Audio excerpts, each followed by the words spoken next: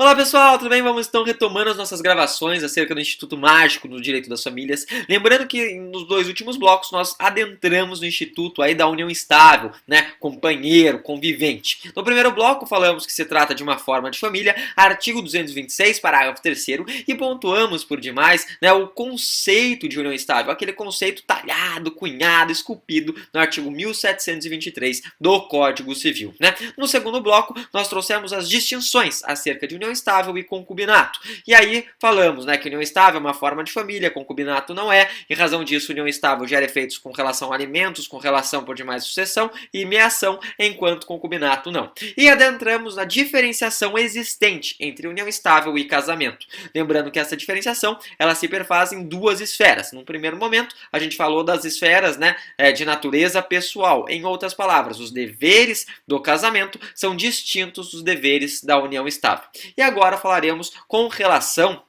ao patrimônio. Segunda diferenciação, então, né, da união estável no casamento com relação ao patrimônio. Gente, notem, quando a pessoa se casa, ela estabelece um regime de bens, né, através do chamado pacto antinupcial, dentro daquela etapa que a gente falou de habilitação do casamento, né? Tudo bem, o pacto antinupcial, que se traduz um contrato solene, né, um contrato, na verdade, especial, que busca a eleição de um regime de bens diverso da comunhão parcial, que é o regime legal, né? Lembrando então que nesse pacto eu posso escolher a comunhão universal, eu posso escolher a participação final dos aquestos, né? Como eu posso escolher a separação total.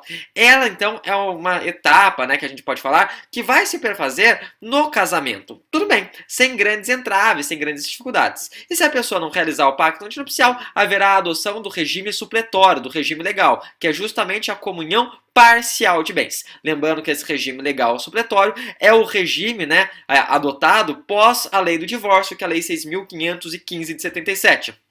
Porque antes de 77, lei do divórcio, nós tínhamos aí o emprego da comunhão universal de bens. Prof, por que você está falando do casamento, né? Pelo seguinte, a união estável, né, ela haverá a partir do momento da caracterização da união estável. A partir do momento, então, que nós tivermos o estado de fato que configure a união estável, de acordo com 1725, nós teremos o emprego do regime da comunhão parcial de bens. Esse regime da comunhão parcial de bens é o regime legal, né? É o regime, então, supletório. É a regra, né? É a regra. Ocorre que é um estado de fato, né? Em outras palavras, não exige aquela solenidade que se materializa com o casamento. Em razão disso, muitas pessoas com receio de estarem em união estável, elas começaram a realizar o que? O chamado contrato de namoro. Então, dentro desses efeitos patrimoniais, eu quero que vocês anotem o seguinte, né? A partir do momento que nós tivermos o estado de fato, a partir do momento que nós tivermos a caracterização, a configuração da união estável, haverá a comunicação dos bens, né? Todos os bens adquiridos após a constância dessa união estável, né, comunicam-se como se fosse metade para um e metade para outro, que é a ideia da comunhão parcial de bens. Tudo bem, né? Observação. Observação é a seguinte, gente. Vocês sabem que esse estado de fato da união estável, ele não exige um tempo para a sua caracterização. Ele não exige um tempo para a sua configuração. Em outras palavras, como eu disse para vocês preteritamente, significa que a pessoa ela pode em 2 meses estar numa união estável, como ela pode estar 15 anos numa relação e não estar em união estável. Em razão disso, né, no Brasil, algumas pessoas com receio de já estarem comunicando os seus bens, já estarem na união estável, elas começaram a realizar, a concretizar o chamado contrato de namoro. O que é o contrato de namoro? Gente, o contrato de namoro é um contrato que acaba sendo realizado, materializado, plasmado em cartório, onde as partes elas vão e assinam um documento reconhecendo que a relação delas é, na verdade, uma relação de namoro e não uma união estável. Ocorre que, no Brasil, muitos desses contratos começaram a ser concretizados como forma de fraudar a união estável, como forma de fraudar a comunicação dos bens. Ou, em outras palavras, o pactão chamava a cocota e falava assim, amor, né? Eu quero ventilar o nosso amor, eu quero trazer fé pública, quero demonstrar o quanto eu te amo, né? Trazendo efeitos perante os terceiros. E ele levava ela em cartório, né? Ou seja, se utilizando aí de uma lábia, de um engodo, de um embuste, e fazia com que ela firmasse um contrato reconhecendo o namoro e não a união estável. Com isso, teoricamente, se obstaria a comunicação dos bens. bens. É óbvio, entretanto, contudo e todavia, que nós devemos sempre salvaguardar e proteger a boa-fé. Por que você fala disso, prof? Pelo seguinte: se esse contrato ele não corresponder com a veracidade, esse contrato ele não traz efeitos nenhum.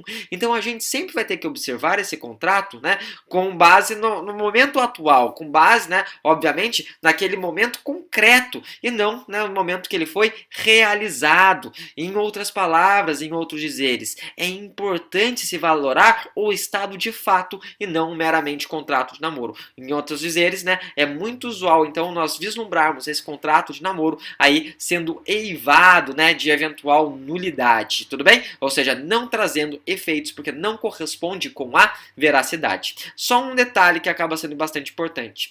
O contrato de namoro, muitas vezes, ele é interessante naquelas hipóteses do chamado namoro qualificado. Namoro qualificado? O que é isso? Gente, namoro qualificado seria aquela situação, muitas vezes, onde o casal, eles moram juntos. Ai, mora junto, tá união estável. Não necessariamente. Eles moram juntos, têm uma relação, mas, contudo, entretanto e todavia, eles não têm, por exemplo, o escopo, o fito, o desiderato de constituir uma família. Lembrando que a ideia de constituição familiar é um dos elementos essenciais para a caracterização da união estável, né? Então, em outras palavras, em outros dizeres, o namoro qualificado é um namoro que tem um adicional que teoricamente nos leva a acreditar que é uma união estável, mas não é, porque falta um de seus elementos imprescindíveis, um de seus elementos necessários. Tudo bem? Show de bola, sem grandes entraves, sem grandes dificuldades, né? Diga-se de passagem, já que nós estamos falando de união estável, eu quero puxar um terceiro tópico. Já falamos das distinções, né? Das distinções, já diferente de concubinato e até mesmo do matrimônio. Então eu quero puxar um tópico de número 3, que é justamente a conversão da união estável em casamento. Conversão da união estável em casamento. Gente, tem uma informação que choque não é galinha. Qual a informação que choque não é galinha? Aquela esculpida, talhada e cunhada no artigo 1726.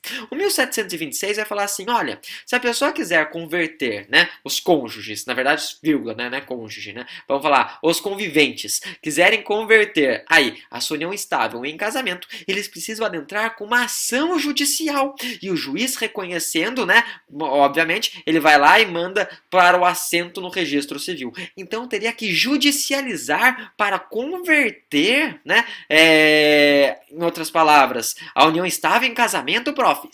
Sim, mas coloquem um sim com asterisco. Por que um sim com asterisco? Sim, porque isso é o que está no Código Civil, né? Ocorre, contudo, entretanto, todavia, que isso não é uma ideia de facilitar a conversão da união estável em casamento, né?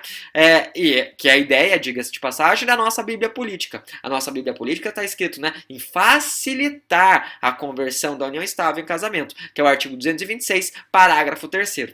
Por essa razão, eles entendem a judicialização traria uma burocratização, né, que muitas vezes é desnecessária. Por que não faz tudo em cartório? Por que não faz tudo, na verdade, né, diretamente na outorga, né, ou seja, das eventuais delegações, que é justamente esses cartórios propriamente ditos. E daí o que acontece? Vários estados, contrário ao que está presente no Código Civil, mas de certa forma, né, atendendo ao que se encontra exposto, ao que se encontra positivado na nossa Constituição, eles começaram a realizar provimentos dizendo que essa conversão, né, da união estável em casamento pode ser concretizada, materializado diretamente em cartório. Do estado de São Paulo, por exemplo, a gente tem um provimento de número 25 de 2005. Esse provimento 25 de 2005, ele fala, não, já faz direto em cartório, né? É uma ideia de desburocratização, uma ideia, então, de maior celeridade. Tudo bem? Tranquilo, show de bola. Uma outra observação que eu quero trazer aqui, gente, que muitas vezes o código nos traz algumas ponderações que até nos chocam, né? Seria justamente com relação ao nome. Por que com relação ao nome? Porque toda vez que a gente lê o artigo 57 da Lei de Registros Públicos, eles vão falar assim, ó, a partir do momento que você está num vínculo de união estável, a outra parte, ela pode, né, ter o sobrenome do marido ou o sobrenome da esposa, né? Tudo bem, tranquilo, sem grandes entraves, sem grandes dificuldades. Acontece, contudo e todavia, né, que a Lei de Registro Público, ela traz no artigo 57, parágrafo 3º, o quê? A exigência de um prazo de 5 anos para que o sujeito ele pegue o sobrenome do outro, né? Ou, se você não quiser observar esse prazo de 5 anos, que está no artigo 57, parágrafo 3º, seria necessária a existência de filhos para tanto. Daí nós temos uma grande discussão doutrinária. Uma discussão doutrinária que entende, né? Primeiro detalhe, que, óbvio, se você equiparar ao casamento, que é a ideia, posicionamento hoje do STF, você não precisaria observar esse prazo de 5 anos. Porque se você está numa relação, você está no estado de fato, já caracterizou união estável, né? É possível já pegar o sobrenome do outro sem nenhum entrave, sem nenhuma grande dificuldade. Que é a ideia da isonomia, a ideia da equidade. O que vale, então, de certa forma, para o casamento, também valeria para a união estável, que é um movimento, né, que nós estamos aí alcançando, galgando com o perfazer do tempo. Ocorre, entretanto, todavia, que aqui valeria muito, né, a crítica realizada por alguns doutrinadores, como por exemplo Flávio Monteiro de Barros. Flávio Monteiro de Barros, ele parte de uma visão de sistema. E dentro da visão de sistema ele vai falar assim, ó, antinomia. O que é antinomia? Conflito de normas, né? Conflito de normas que são válidas e vigentes. Tudo bem. Sem grandes entraves, né? Sem grandes dificuldades. Só que daí como que eu soluciono uma antinomia? Gente, a solução da antinomia ela se dá por 3 metacritérios, né? Primeiro metacritério, cronológico. Lei posterior prevalece sobre lei anterior. Tá. Segundo metacritério, especialidade. Norma especial prevalece sobre norma geral. E terceiro metacritério, hierárquico. Norma superior prevalece sobre norma inferior. Sempre observados nesse prisma, né? Até se a gente tiver uma discussão que a gente chama de antinomia de segundo grau, né? De qualquer forma, aqui, para alguns doutrinadores, como a própria Flávio Monteiro de Barros, em razão da especialidade, a norma especial, olha que loucura, a norma especial, que é justamente essa exigência da observância do prazo de 5 anos, deveria prevalecer sobre a norma geral, que seria aquela esculpida talhada no Código Civil, tá? Então essa é a visão de alguns doutrinadores, tudo bem? Então dito isso, deixo para vocês um forte abraço e excelentes estudos, gente. Até mais, tchau, tchau.